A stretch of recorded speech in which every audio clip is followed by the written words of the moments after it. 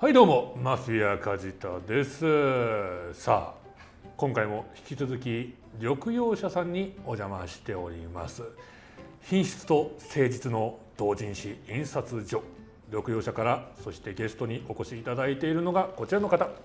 緑洋社営業部長の神保と申します。今回もよろしくお願いします。よろしくお願いいたします。お願いします。さあ、そして今声がちょろっと聞こえましたけれども、ゲストもお二人いらっしゃっております。まずは海の地下店亭です。はい、漫画家の海のちかです。よろしくお願いします。よろしくお願いします。お邪魔します。続きましては黄昏の王国デザイナーの岡内さんです。デザイナーの岡内です。よろしくお願いいたします。よろしくお願いします。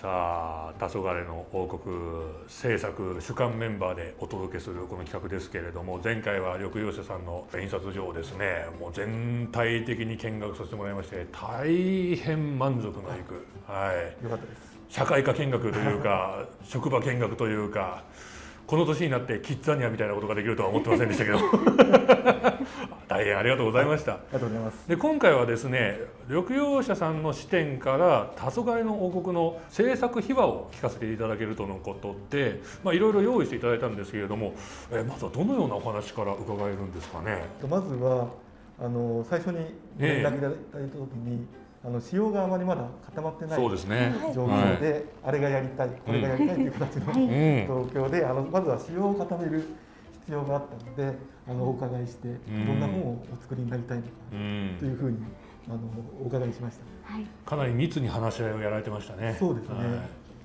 なかなか決まらなくて、ど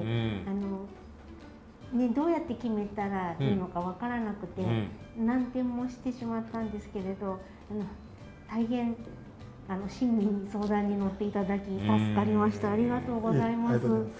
正直23年ぶり24年ぶり23年ぶり同人誌で、あれもやりたいこれもやりたいで、そうですね、とにかく今回の同人誌で出し切れるものは全部出し切ろうぐらいのつもりでやられてたもんで、なかなか絞るのが大変だったと思うんですけれども、そのあたりいかがでしたか、実際に打ち合わせに参加されて。そうですね、最初に海野先生のご希望が転勤加工といって、転勤加工、転勤加工、はい、こちらですね。そうですね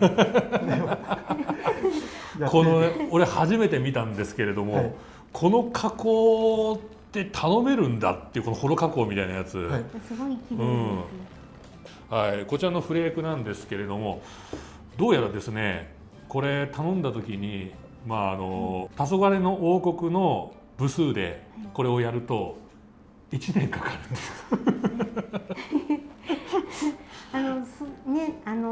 昔やってみたかったことを、今も社会人になって長いので、今度は何でもできるぞと思って、じゃあ小口に綺麗なものをと思ったんですけれど、納期のことを考えておりませんで、1年かかったらコミケに間に合わないと思いまして、はい、1年スパンの同人誌は相当気合が入ってますよね。そうですね、なかなかないですね。でも幸いなんですけれども、今回って別に絶対これじゃなきゃダメっていうわけじゃなくて、いろいろやりたいアイデアがあって、その中の一つがこれだった、で、これで1年かかってしまうんだったら、もう一つじゃあこっちはどうかで決めたのが、フランス拍子という、これもいつかやってみたかった憧れの加工で、なんでしょう、ハードカバーの本みたいにも見えますし、あとこう1枚カバーをかける感じもいいなと思ったんですけれど、コミケで販売した場合破けてしまうかもしれないと思いまして、じゃあこの表紙を織り込むフランス拍子はどうだろうと相談させていただきました。こちらがフランス拍子という仕様になっております。この表紙がもうカバーがなくて1枚、もうカバーがそのまま表紙になってるっていう面白いそうですね。それで表2表3に多色刷りの印刷を入れるのがまた憧れだったので、じゃあフランス拍子と組み合わせてお願いしようと思いました。実際にこの本が出た後に多く感想でいただいたのが、説明してる中でフランス拍子なんだよっていう、そうフランス拍子っていうのを初めて知った人も結構多かったです、この黄昏の王国で。まあね、本当特殊な本に仕上がってると思うんですけれども、ここに至るまでのその取捨選択相当大変だったと思うんですよね。そうですね、まずは紙を決めるご相談からさせていただいて、なかなか今紙が手に入りにくい、そうですね、時勢的に状況でもあるので、ご時世でね、その中で在庫のある紙からいくつかピックアップして、で実際に印刷したものを3パターン、ご覧いただいて、本文用紙を決めていただいた形になります。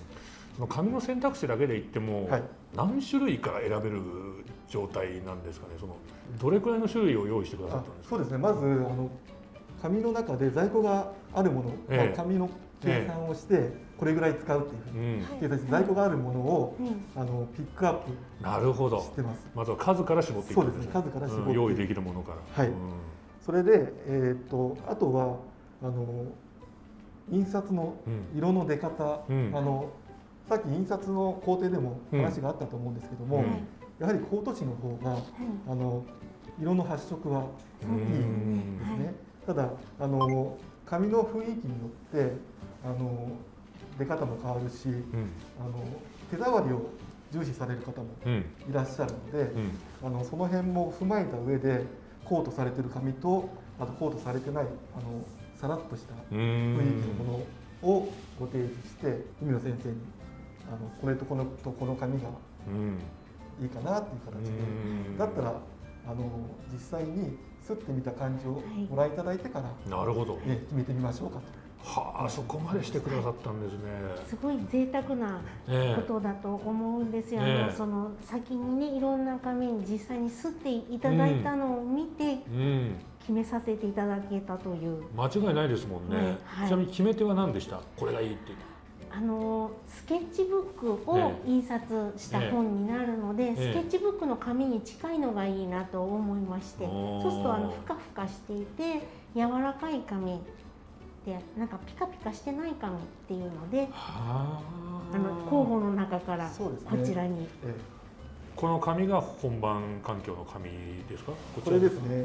これを見ていていただいて。即決でしたね。即決。これに岡内さんが黄ばみが。私は無類の黄ばみ好きなので、この紙がいいですと。その紙に刷った時の絵柄の落ち着き方がとっても合っていると思いました。本当に紙自体がギラギラと光らなくて、絵がよく見えるような紙だなと思いました。確かに。本当にいい紙です。手触りもすごくいいですね。ね、柔らかくて。読者さんからの感想でも、本をめくるときに紙が柔らかくてしなやかだって、軽いって感想が多かったです。確かにこれはめくりやすい。どうでしょう、岡内さんもそのデザイナーの目線からいろいろ提案とかアドバイスはしてたんですか、内田先生。そうですね、というよりはちかさんのご希望をできるだけ本に入れ込めたらいいなと思って、そういったところをよくヒアリングして神保さんとご相談できればなと思っていました。聞いてもらいました。なるほど。まあちょっとね、失礼ながらこだわりの強い方だとはよく分かってるんで相当一緒に仕事する人は大変だと思うんですよね。本当に神保さんと岡内さんにはもうなんとお礼を申し上げたら、このね、この黄昏の王国のこの部分のちょっと年季が入ったような黄ばみ方がすごくいいんですよね。エイジングされてる。岡内さんがものすごい執念で私が言ったことを再現して、きっと海野さんが言ってることはこういうことだろうみたいなロマンがある。ロマンありますよね。その古から存在するその書物みたいな雰囲気でね、作り上げたわけですけど。両政権の本ですからね。両政権の本ってね、那須さんから最高の褒め言葉をいただきましたね。本当に嬉しかったです。間違いなくこれは両政権の本だって。いや素晴らしい。ありがとうございます。さあそしてそれで今回結構背の拍とかの位置合わせが厳密だったので、事前に印刷をしない紙を使っての紙本の作成っていうのをやらせていただいたんですね。でちょっとこれ間違いないようにプリンターで出力したものをカバーでかぶせてるんですけども、これはまた見れるのは珍しいパターンですね。実際にそうね、はい、同人誌でつかみ本を出していただけるなんて思っていませんでした。これがつかみ本。はい。はい。ああ、なるほどね。ちゃんと遊び紙も入れてます。で、これは海野先生とかに初めて申し上げることなんですけど、実際この紙を選んでいただいて、決定してからつかみ本を作ったのでは進行的に間に合わないので、実は他の紙でもつかみ本作ってるんです。で、もし海野先生つかみ本大好きだっておっしゃってたので、大好き。大好もしだ物ったらです。他の紙で作ったやつも今日お持ちいただいてもよろしいんでしょうか。結構で。そんなフェチが存在する。ありがとうございます。こう紙名が書いてあるんですけど、はい、印刷が好きな人間はみんなそれが大好きです。これはここで初出しですよね。このつかこみ本。こ初出しです。ありがとうございます。私も初めてです。スノーフォース。ありがとうございます。他の岡内さんと分けます。つかみ本が大好き。パターンを作ってくださってたんですね。すみません。何かもうお願いしていないところまでこう言わずにいろいろ気を使っていただき。こちらがスノーフォース。で持っていただくと分かるんですけど、だいぶ重さも違うと思うんですよ、実際の。あ、本当だ。実際に使ったやつ軽いですね。そうですね、軽い紙で、びっくりするほど軽い。どうしても表面にコートしてるので、重くなっちゃう。あ、本当だ。重さが全く違うわ。これちょっと力に自信ない人だと保持するのにちょっと疲れるくらいの重さがこっちでは軽減されてる。はい、もうふわふわの軽さです。そうです、軽い紙で。いい紙だな。でもこっちはこっちですごくしっかりした紙でいいな、これ。同じ紙でもこんなに厚みに差が出るんですね。やっぱり本軽い方が女の人にはずっと持ってずっと読んでほしいので、軽いので良かったです。あ、これすごいな。結構なページ数分違いますよ、厚み。そうですね。結構違いますよね。そのつかみ本を作っていただくことによって背幅が測れますので、それに合わせてデザインを作るようにしました。緑陽さん、こんなにお客さんの立場に立ってお仕事してくださるんですね。お世話になりました。すごいな。ありがとうございます。ありがとうございます。さあ、そしてつかみ本を見せて、で、まあこれで間違いないと、これがいいというふうに決まったと思うんですけれども、そこからの流れはどんな感じだったんですか。そこからの流れは、まあもうつかみ本にも入ってますけど、扉ですね。ああ、これですね。クラシコトレーシングの星崩しに蜂のマーク。この蜂は海野さんが描いたやつをプリントしたんですもんね。蜂のシルエットにしようと思って何匹描いてもシルエットになるとハエに見えてしまってそれで結局8個ぐらい描いて、一番ちゃんとシルエットになっても蜂に見えるようになるまでいっぱい描きました。いや、すごいな。この蜂だけでもうそんな何回もリテイクしてる上に、この周りのこの想定のデザインとかも一個一個描いたものを岡内さんが一個一個配置して完成してるんですもんね。なんかやっぱりありものの使える装飾売っているんですけれど、ちょっとなんかね重厚感が足りないし、なのでお花とか植物のパーツ虫とかを描いて岡内さんに渡してイメージを伝えてすごい綺麗に組み上げてもらいました。素晴らしい。このね、象徴的なこのアザミの花、これなんかはやっぱオベロンのデザイン上絶対入れなきゃいけないもんですからね。これ細かく出てるよ。このアザミのディティールもすごいですね。これ手書きですもんね。なんかもう書いたのを岡内さんに組んでいただき、なんか白押しに最後していただこうと思っていたので、張り切ってしまいまして嬉しくて40年近く社会人で働いてきたので、広い面積の白が今の私にならできると思って嬉しくてやりました。そうですね。ありがとうございます。さあ、そして遊び紙。遊び紙と、あと次は先ほどお話しした表紙ですね。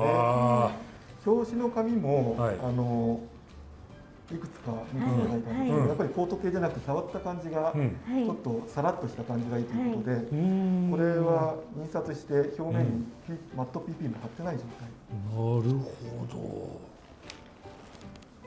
これが箔をしたバージョンで完成品ですもんね。完成品です。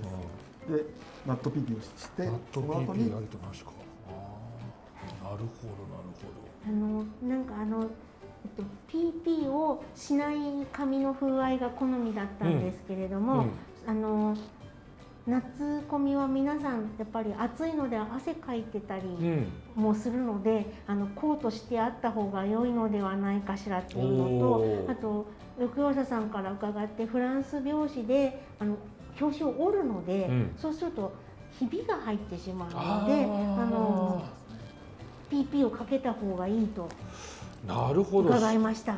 そこら辺は素人目じゃ分かんなかったな、そういうことなんだ。折るとベタが色が全部乗ってると、紙の字が見えたりしちゃう場合があるんです。真っ白なデザインでしたら目立たないかとは思うんですけれども、今回は色が濃いので、濃かったから特に割れたら目立ってしまうので、そう言われると全く割れもなく綺麗に折りが出てますね。素晴らしい。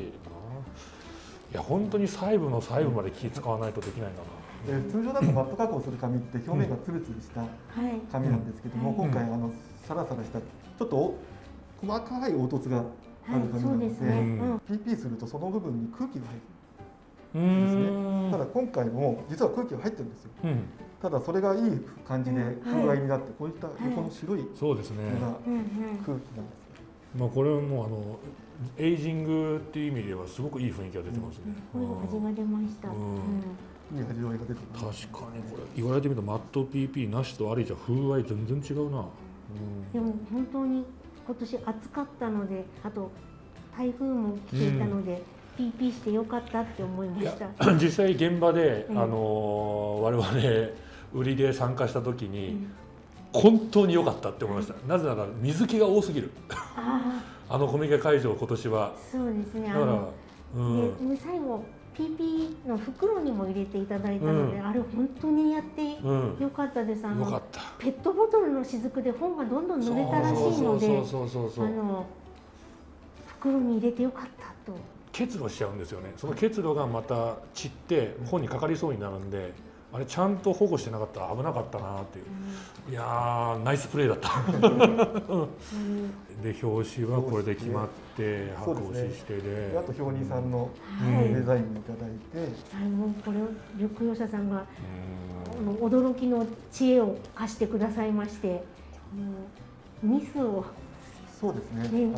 こんだけベタが多いので、擦れちゃわないように2色印刷した上に保護の意味を込めてニス、透明なニスを引いてます。もうびっくりしました。ニス。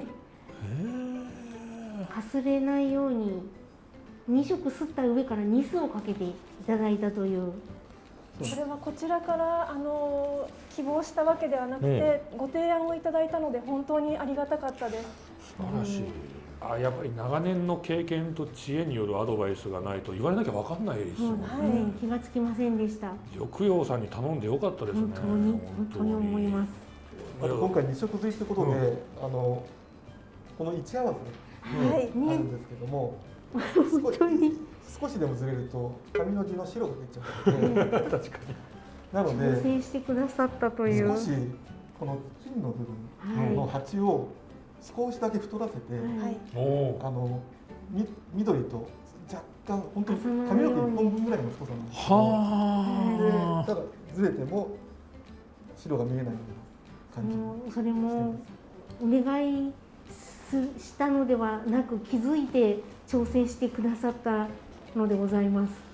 素晴らしい気遣いの世界ですね。ありがとうございます。これで担当者がだって神保さんみたいにやる気のある人じゃなかったら、そういうアドバイスもなくスルーッと進んでるわけです。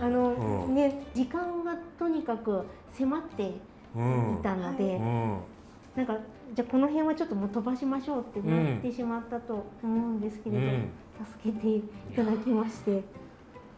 ギリギリの中でよくやってくださいましたね。あの頃は毎週お会いしてました。そうです、毎週会議が結構なペースで打ち合わせしてましたね。遠いところを来ていただき、本当に、あと岡内さんも最初にスケジュールをびっちり立ててくださって、で私が遅れてもカバーできるようにものすごい綿密に前もって組んでいてくれたからこそ、私昔ギリギリ入校だったために、そのつもりでいたら間に合わなかったんですが、でしょうね。岡内さんがすごい前もってやってくれてたので、ね、はい、間に合うぞって。最初は仕様が固まっていなかったので、特殊加工をこれだけてんこ盛りにするとは思っていなかったんですよ。で、後からどんどん特殊加工を足していったんですけれども、最初にスケジュールを立てていたおかげでなんとか間に合ったかなと思います。俺も見ててありがてえって思ってスケジュールカッチカチに固めてくれて、海野さんの前じゃ言えねえけどありがてえって思って。どうもご心配おかけしました。私、こんなに前もってやるんだ、すごいなと思っていたんですけど、時間のプールがなかったら、全て特殊加工何もできなかったです。そうだ、海野さんから締め切りが結構パツパツで厳しいのよって言ってたんだけど、俺は心の中でありがてえって思いながら大変ですねって心の中でありがてえって思いながら同調するっていう何かアマチュアで同人誌刷っていた頃とまた部数もちょっと違うので、昔の計算のままだったんですね。だけど冊数が増えると特殊加工って手作業なので時間がかかるのをちょっと気づいていませんで、今日実際に工場見学させていただいて実実感できましたね。全部ところどころ本当にもう手作業なので、いかに手間がかかるかっていうの、ギリギリってやってはダメなんだと。いやー、でも間に合わせてくださって本当にありがとうございます。ありがとうございました。まだまだありますか。もう苦労全部吐き出しちゃった。はい、苦労で、今回フランス拍子ということで、先ほどは普通の製本の仕方をお伝えしたんですけども、フランス拍子の場合って閉じた後に三方を断裁すると袖も切れちゃう。袖が切れちゃう。折り返し部分も一緒に切れちゃうので、なので最初に表紙をつけないで製本します。この状態で製本されるんですね。この状態で製本して、まずここだけ仕上げるんです。ここだけ最初に断裁して、本になった時にここは断裁しなくてもいいように仮ぐるみをします。なので実質製本が2回分。うわ、本当にもう製本2回分。そうなんです。いや、なんかフランス拍子にしたら三方を切れないって言われてみれば確かにそうなんですけど、頼んだ時には気がつかなくて、2回製本するんだと思いました。フランス拍子って実際使用頻度高いんです。人気あります？最近でも結構人気ありますね。最近人気ある。でも手間のかかる製法になるから。そうですね。その分納期はいただく感じですよね。いや、こだわりだな。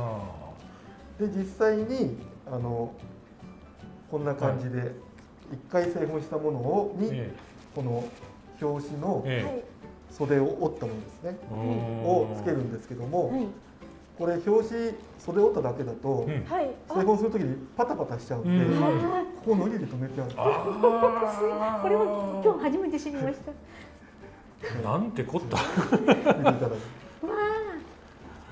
この本のためにこんな。確かにパタパタのりで留めてくださってたんですね。ここが開かないようにできてるじゃんと。これ手作業じゃないですよね。さすがに機械通してなんとかなるもんですか。これ端っこだけを留めると。拡張性高いな、印刷上の機械って。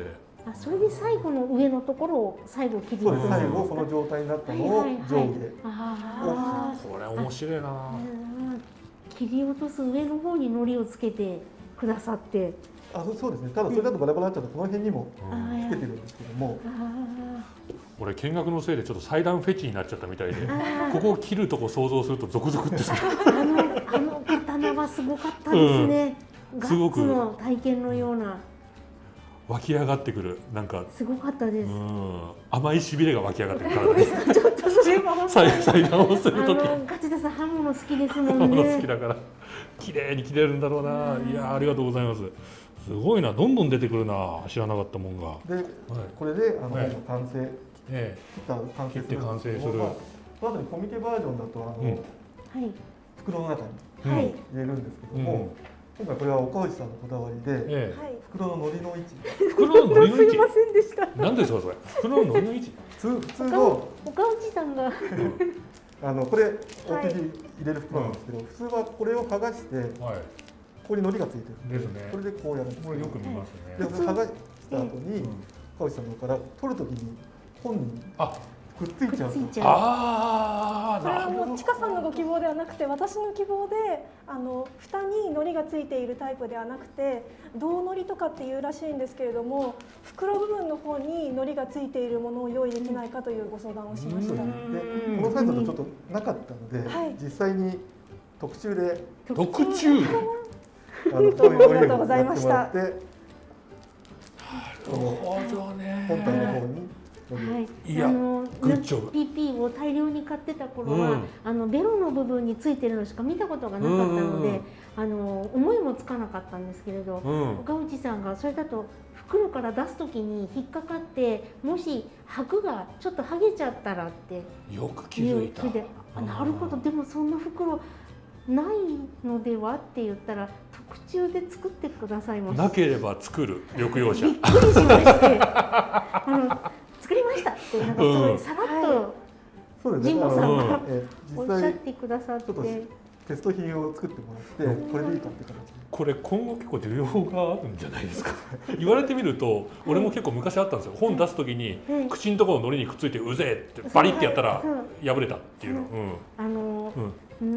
私も一回一回出すたびに嫌だなと思ってたんですけれど、自分の本の時にまさか袋特注という道があるとは思っていませんで。でもこれ東大元暮らしってやつで、マジで今言われるまで気づかなかったから、本当にいいところに気づいてくださいましたね。でも全ての人がみんな手くっついて嫌だなって思っていました。これ特許取った方がいいんじゃないですか。多分サイズによってはあると思うんですけどね。なんか最初私たちコミケで売るの初心者だったために、副読本とかおまけはつけると販売速度が落ちてしまうので、ご法度だと聞いていまして、だけどせっかく来てくださった方におまけをどうしてもつけたくて、じゃあどうしたらって思った時にもう PP に入れて現場で束ねなくてもいいようにしたらどうだろうってなって、ちょっと贅沢なんですけど全部梱包していただき、梱包した状態で段ボールに詰め搬入していただきました。おかげさまで素早くさばきました。はい全員が全員もう1秒たりとも遅れてたまるかの気持ちでさばき続けましたけれども、さばきやすかった。助かりましたよ。いや大変素晴らしいお話いろいろ聞かせていただきました。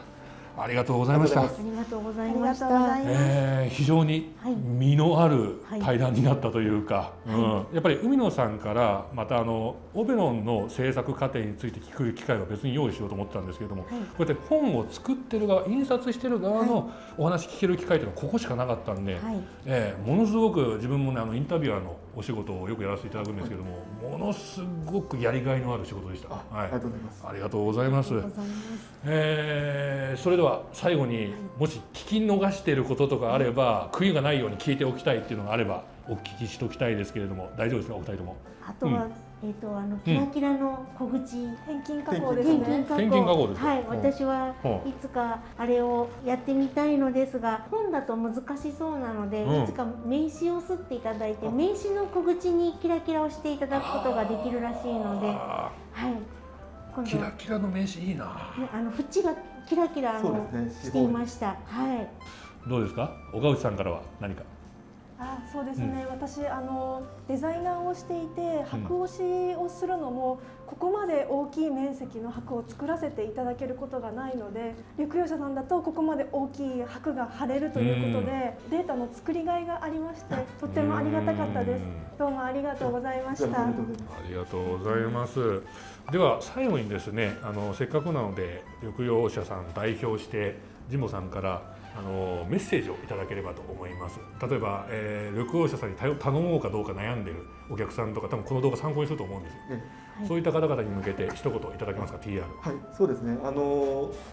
想定を頑張りたいけどもまだ何をやっていいかわからないという方がいらっしゃいましたら、本当にイメージだけでも構いませんので、ご相談いただければ、こういったやり方がありますよとか、こういった加工がありますよとか、そういったアドバイスもできると思いますので、まずはやりたいイメージを伝えていただく、それでそのイメージ通りに極力近い形でお届けしたいと思いますので、まずはご相談からいただければありがたいかなと思っています。ありがとうございます。たっぷりと相談に乗っていただける緑洋社さんをぜひ今後ともよろしくお願いします。それではマフィア梶田の YouTube チャンネル登録とグッドボタンをいつもありがとうございます。また次回の動画でお会いしましょう。さようなら。ありがとうございました。ありがとうございました。ありがとうございチャンネル登録とグッドボタンをお願いします。